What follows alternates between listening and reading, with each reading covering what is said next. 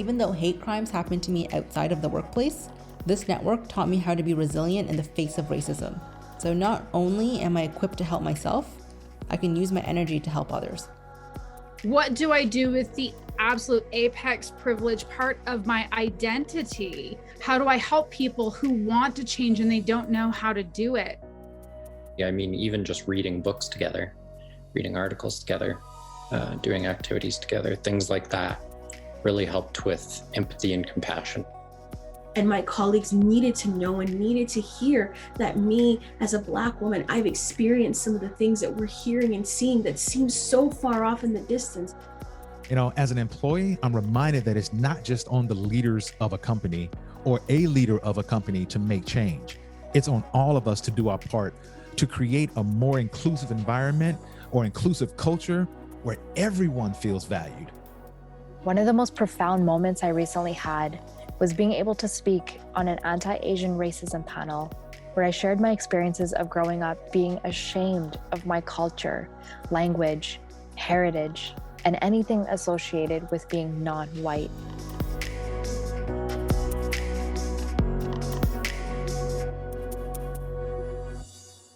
These are the words of people reflecting on difficult but important conversations about diversity, equity, inclusion, and belonging. In a lot of cases, the people you heard were having these conversations for the first time. This might remind you of some of the discussions you've had with your friends and family over the last year, except that they didn't happen in dining rooms, living rooms, or on physically distanced walks. These conversations happened at work. There was a time not too long ago when it would be unthinkable to have conversations like these in the workplace, when you'd simply show up, complete your tasks, and go home. Your work life and your personal life would be two completely different things. While at work, you might get the occasional updates on the company's performance, corporate scorecard topics like revenue, expenses, profits, sales, or new product news, things that were strictly business. Now, that's all changing. In this new age of work-life integration, or work-life blur for those of us who are working from home, the workplace is taking on a different role in our lives. It's becoming the place where we are starting and continuing conversations about societal issues, personal experiences, and values. Diversity, equity, inclusion, and belonging, commonly known as DEI&B, is one such conversation that's getting a whole lot of airtime in workplaces these days. Those voices you heard at the beginning of the episode, those are my colleagues here at Benevity, reflecting on conversations that were facilitated by our very own Black Employee Resource Group called BEN, which stands for Benevity's Black Employee Network. In a series of company-wide presentations, facilitated table talks, and town halls, Ben held open conversations about racial injustice, overcoming bias, and working together to mobilize for change. Many of our people at Benevity admitted that they had never had such vulnerable conversations about these topics, let alone at work. The results were overwhelmingly positive. So positive, in fact, that we've seen a marked increase in the engagement of our Black and non-Black people, which prompted us to turn these internal sessions into a guide for other companies on how to host these conversations at your workplace. But more on that later. Back to the idea of DEI&B. It's not new, but it is being prioritized by companies around the world in the wake of the racial justice movement ignited last year with the murder of George Floyd. In a survey by Porter Novelli, 62% of executives say they will prioritize DEI&B strategies moving forward. This is encouraging, as many companies take on the hard work of looking at what it means for their organization.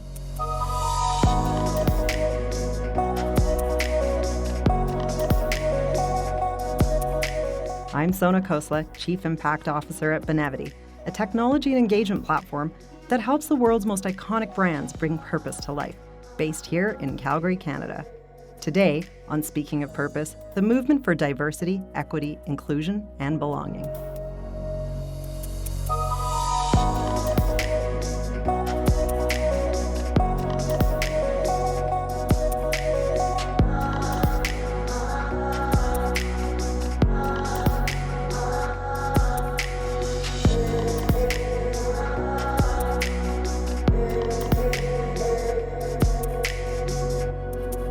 Your friends at work are probably your best opportunity to get to know someone more deeply that is different from you. This is Aisha Thomas-Petit. And I am the first Chief Diversity, Equity, and Inclusion Officer for AMC Networks. As the first person in her role at AMC Networks, Aisha's job is to oversee the company's comprehensive DEI&B strategy to ensure that their work, internally and externally, is inclusive and socially responsible.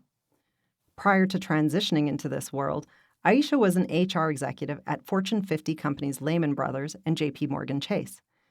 It was in her HR career where she recognized the growing need for companies to foster diversity and inclusion. In talking to Aisha, she shared an astute observation with us. She said she's noticed, in everyday life, people don't get enough exposure to people of different cultures and backgrounds to foster a deep understanding and empathy for others. And there's a reason for that. Dr. Jonathan Zimmerman, a professor and education historian at the University of Pennsylvania and frequent contributor to the New York Times and Washington Post, gave a speech at Valencia College earlier this year. He said that the chances of living in a diverse neighborhood are less now than they were in the 60s and 70s. And the more educated you are, the less likely you are to have conversations with people who are different than you. Ouch. Just when we thought we were on the brink of progress, you hear a stat like that.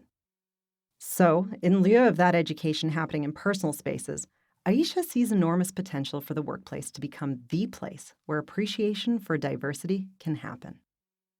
We pretty much still live in a very segregated world and country. You know, our social spaces are not very diverse.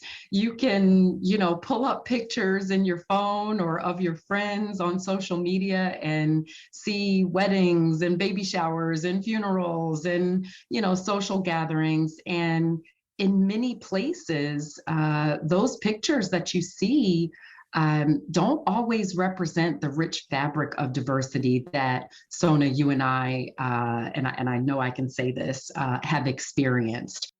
But unfortunately, that is not everyone's lived experience. And so if you don't have a lived experience as a person in what I'll call an unfortunately marginalized group, or you're not proximate to someone that has that lived experience, then it's almost impossible for you to care.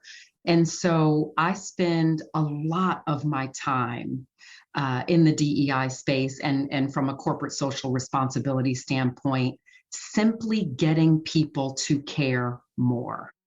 It starts with, what are you willing to invest by way of relationship with people who are different from you or who have different lived experiences than you? And one of the easiest ways to lean in is through employee resource groups, or as some companies call business resource groups, or communities. I'm hearing that word pop up quite a bit.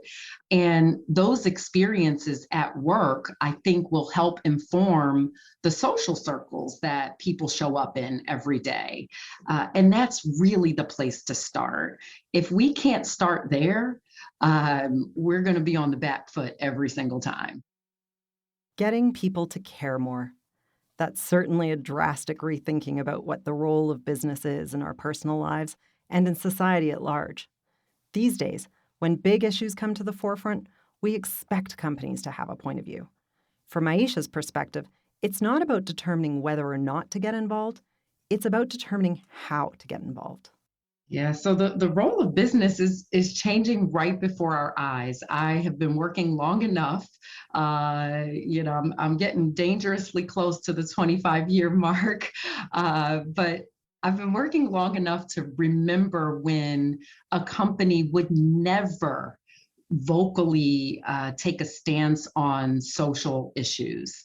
It just didn't used to happen. And it's not because there weren't major issues confronting society, over the past 25 years. There certainly have been, but I think the sentiment that a company was responsible for talking about company stuff like earnings and like, what the business trajectory looked like. Those sort of business conversations were at the center.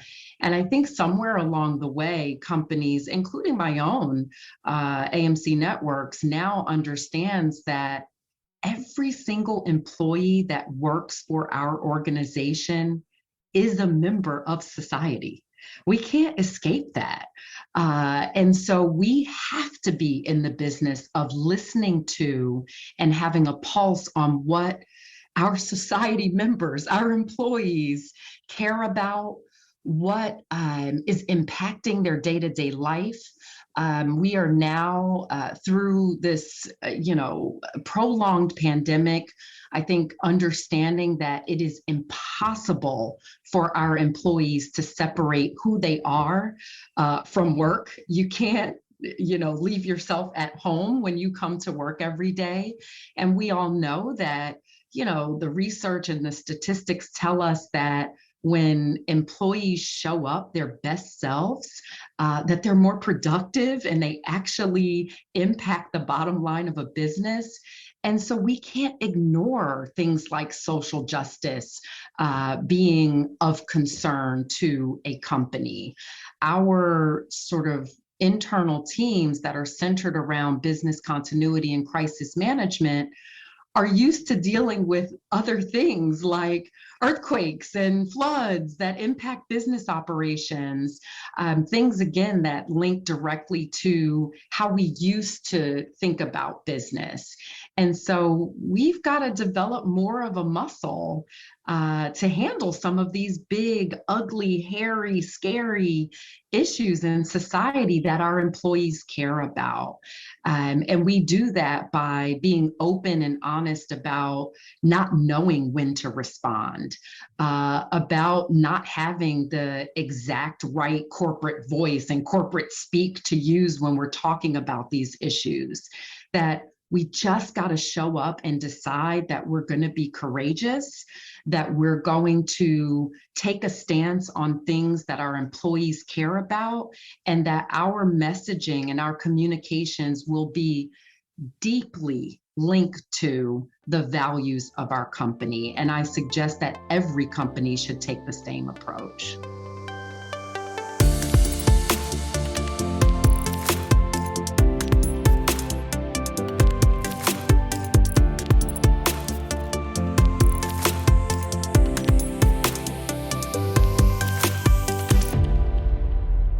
Despite the growing interest and commitment to diversity, equity, and inclusion in the workplace, the question remains of exactly where in a corporate hierarchy these programs belong.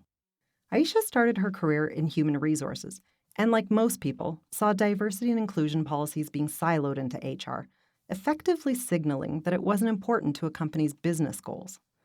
For these strategies to be adopted properly, companies need to take a broader view of where they fit.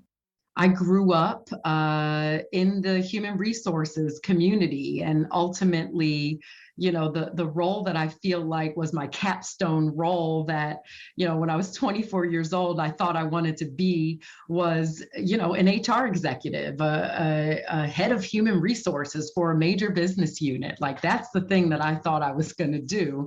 And I did that and sort of stumbled into the chief diversity officer world as a result of that human resources upbringing. I by no means thought that I would ever hold this title or be responsible for this subject matter. I just thought, as an HR executive, it would be embedded in all of the talent strategy or, policies or programming that I would do as an HR executive. And so I'm sharing all that with you because in order to make progress, DEI has to not just stay in the HR world. And so fast forward to today, where I am structurally operating in a different way as a direct report of AMC Networks CEO. I am sitting on the leadership team of the company versus the leadership team of HR. And that makes a difference.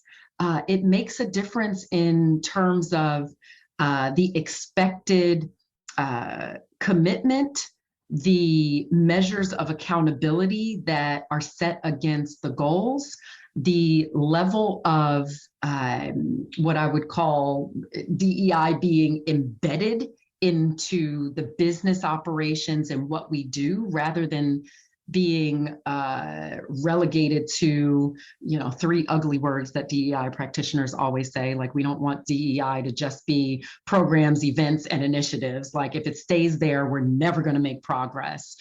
But we make progress as a result of more people leaning in at the senior most levels, that what's happening throughout an organization comes with a personal and professional accountability that, doesn't come with a scorecard. Like, everybody has to show up and do their part. I tell people all the time, internal to my own organization here, that I can be the coach. I can even write the playbook. But Aisha alone cannot play the entire game alone. Everybody has to show up and play his or her or their position. And that's how you make progress.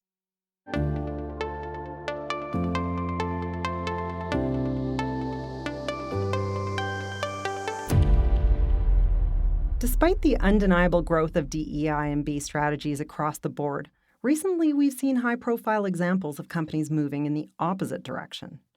Earlier this year, Basecamp announced a new policy that it would not allow any discussion of social or political issues at work. They also shut down employee committees and revoked employees' access to certain benefits, like continuing education. Aisha says policies like this demonstrate a fundamental misunderstanding by companies about the risks that come with shutting down political and societal discourse at work. The risk is simple, and we won't make this any more complicated than it is. A company that makes a decision like that, and I'm not going to, speak about any particular examples, but a company that doesn't understand the value of ensuring that there are platforms and channels to have these very tough and very critical conversations. A company that chooses not to do that will struggle to attract and retain the best talent. And so at the end of the day, if a company is concerned about its bottom line and being able to have the talent to sustain its business strategy, then that company needs to be in the business of creating place and space for the things that employees care about. The foundation of a successful business is to attract not just any talent, but the best talent. And as robust DEI&B strategies become the norm, employees are evaluating companies just as much as companies are evaluating them. In the days following Basecamp's announcement, more than a third of their staff submitted their resignations.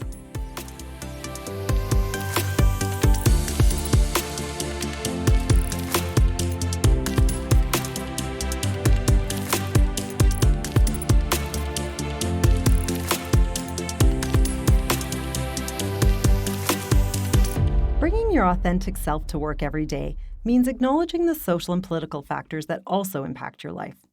As Aisha says, people simply cannot separate who they are at home from who they are at work. And in fact, it's her personal life experience that led to her professional calling. Why is it important to be able to bring your full self to work, or not be inhibited, or even think for 1 second about separating who you are from who you are when you walk through your virtual work doors or your physical work doors? It's such an interesting question, because I can recall very early in my career being so conscious of the fact that I was Black. And when you have that level of consciousness, there's, I would venture to say there's a lot of brain space in everyone's brain, right? But if some of it is being taken up by replaying who you are, and whether or not who you are will impact how people perceive you, then those thoughts are taking up space that could be taken up by your next best idea for innovation, for your whatever your role is at work, or giving 1000% to that presentation that's going to make a business case for a project that needs to be funded.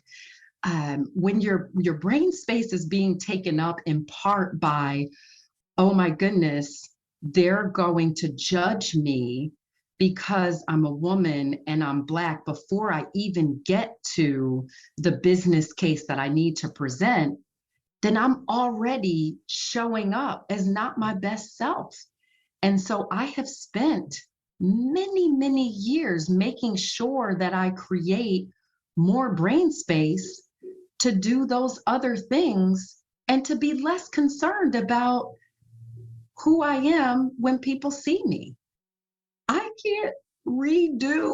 can't not show up who I am, show up as who I am. When I walk into a room, when I walk outside my New Jersey suburban, house, I am not a chief of anything. I am not the head of anything.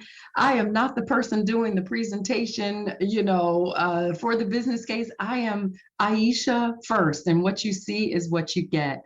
But at the end of the day, what gets me out of bed every single day is that I'm still here. And if I'm still here, then Aisha, little old Aisha, who grew up in a row house in Philadelphia playing double dutch after school, like not the kid that ever thought she was going to be the chief of anything, okay? I didn't have those examples growing up of me or of me being in a C-suite role. So every day that I get to wake up and perform such a role is a blessing. Studies show a significant share of people's brain space at work is consumed simply by trying to fit in. But what if finding a way to fit in isn't the point? What if instead the point is to let employees know that they already fit in, that they belong, regardless of their background, their politics, or the social causes they support? One way to achieve this is by creating open spaces at work for vulnerable conversation, empathy, engagement, and ultimately action. Our experience at Benevity, facilitated by our Black Employee Network, led us to create the Race Conversations Guide, which helps companies and their employees create those spaces. You can download your copy of the guide in the show notes. Companies can do a lot to create a more diverse and inclusive culture and society by engaging employees in everyday learning and positive actions that help them build new habits, develop a broader perspective, and take action. This is how we affect cultural change.